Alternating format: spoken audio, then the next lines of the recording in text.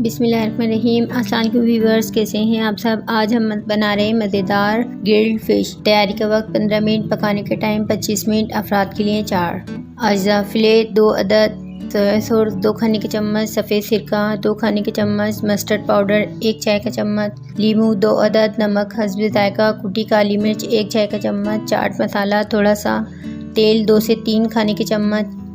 तरकीब: मछली के फ़िले अच्छी तरह धोकर सोया सॉस, सफ़ेद सिरका, हस्ब ज़ायक़ा नमक, मस्टर्ड पाउडर, कुटी काली मिर्च और लीमू का रस लगाकर 10 मिनट के लिए रख लें।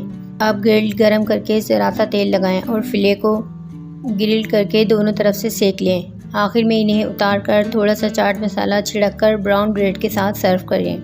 मज़ेदार अच्छी रेसिपी के लिए चैनल को सब्सक्राइब कर दें, बेल आइकन को प्रेस कर दें ताकि आपको आसान इजी रेसिपी मिल सके और आप घर पर ही अच्छी रेसिपी तैयार कर सकें। Thanks for watching.